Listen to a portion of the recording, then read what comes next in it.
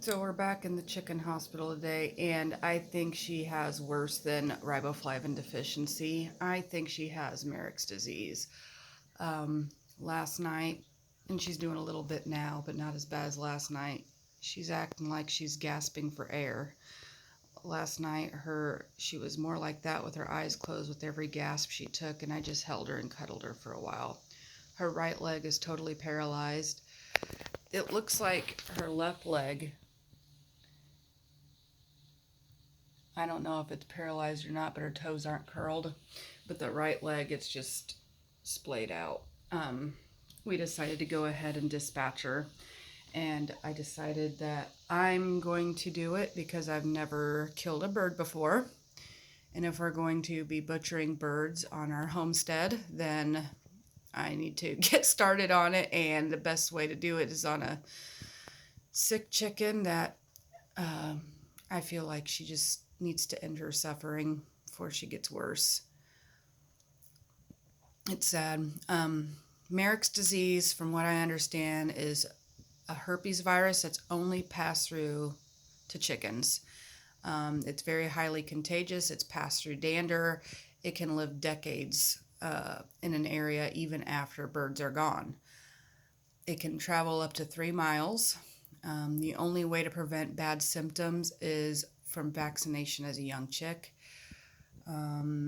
Only 1 to 50% of your population is going to show bad signs of Marek's disease. So we're already probably eating Marek's disease when we buy chickens from the store anyway. Um, I'm not sure if there's much on her to eat. I've noticed she has lost weight because she's lost her appetite. That's her food and water from, well, the water's from a couple days ago. The food's from yesterday. She's just, yeah, now she's acting worse again. Um, Chad started a new trucking job, so I'm going to wait for a time when he's around because if something goes awry, then he can shoot her or whatever. I don't, it's my first time killing a bird. I don't want her to sit there and suffer, but at the same time, I'm kind of nervous about it. I was raised on a pig farm basically. My parents both worked at a pig farm for several years. I was in the gestation area most of the time, and I was processing piglets, like castrating them, clipping teeth, giving shots, notching ears, cutting off tails. And eventually I came to the point where I could kill the sick piglets that I knew wasn't going to make it. That took a while to build up for. So I'm confident that I can get to the point of dispatching my own birds. It's just going to take the build up from my experience. And obviously, I got to get this bathroom cleaned up. Luckily, we have 2 bathrooms, and we've been mainly using the upstairs bathroom. But I don't like seeing my little friend like this.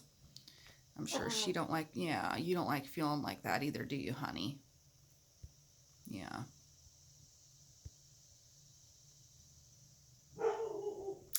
So I don't want to let her sit there and suffer too long.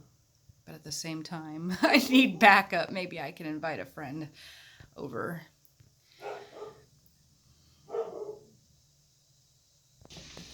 As far as the lice goes, though, we haven't sat down and got around to treating all these birds yet because I've been closing the past few nights and he's been doing orientation for his new trucking job, so we haven't done it. I've checked a few of the birds. I checked one of these australorps. They're kind of wild because they were wild when I got them. I don't think the guy that I got them from ever picked them up, spent time with them, fed them out of his hands and stuff like we do here. And we do that because when we have to grab a bird and treat them and whatever, it makes it a lot easier if they're more calm and docile than a wild bird. But I did end up picking up one of these solid ladies, and she didn't seem to have lice. I picked up a lavender Orpington. I didn't see lice on her. I picked up a black silky. She had a few lice on her. What else did I pick up? Oh, I picked up another golden comet, and she had a few lice on her. But the worst is on the sick chicken in the sick hospital, and I'm assuming it's because she's sick, so they're taking advantage of it and just making her worse. Which is why I treated her first, and that she was sick and easier just to do, and she's in the house. So, my little BB red bantams are kind of wild too. They're out there by the water right now. Aren't they cute? They're so cute. So I got to spend more time with some of the birds. The Muscovies are kind of wild too. They don't seem interested in feed and stuff, so I got to become creative on getting them more people friendly. But I did buy this little tub here and filled it with diatomaceous earth for a dust bath, and it looks like they've been using it. I did stick a chicken in here yesterday, so after I was done checking her for lice, so she could check it out and maybe tell her other chicken friends, hey, here's a dust bath area right here. So this part was from her getting out of there, but this part's new, so that tells me that they're using it. So that's great. There is a permethrin dust that you can add to your dust baths that I do want to get here soon.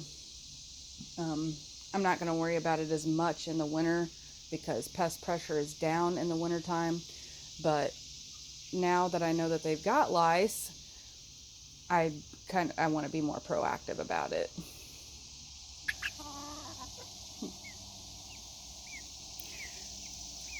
There's foghorn. No, that's foghorn. I'm looking for longshanks. I'm also considering dispatching longshanks after I dispatch the sick friend in the chicken hospital. If somebody wants them, they're free to have them. I just thought if I'm practicing killing and butchering chickens, I could butcher him too. But I do plan on going to the Heartland Homestead picnic again this year. And so if somebody wants him, I won't kill him. I'll just give him out there. If not, I'll just go ahead and butcher him. Just let me know down in the comments if you want him.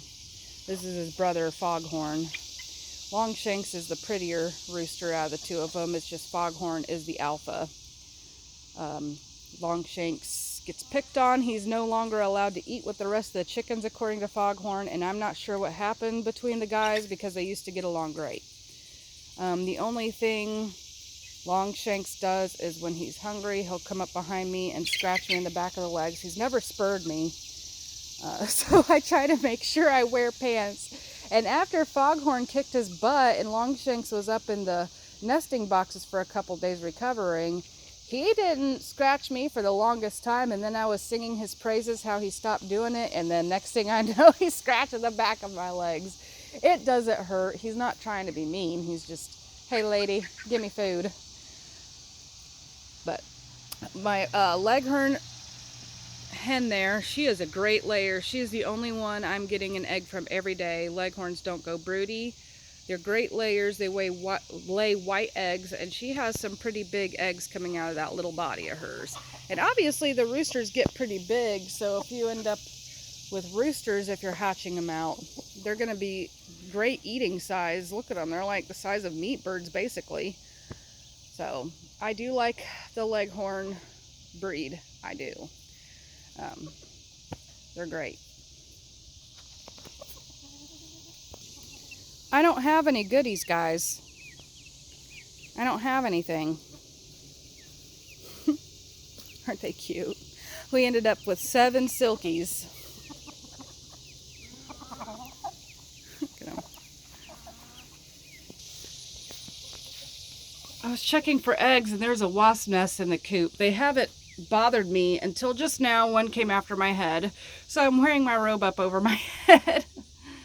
Oh, we do have plans to build a bigger walk-in coop that can accommodate everyone, with a broody section for broody hens, an area for hatched out chickens, because I'm planning on getting a small incubator to ensure that I get hatched out eggs in case my broody hens don't deliver.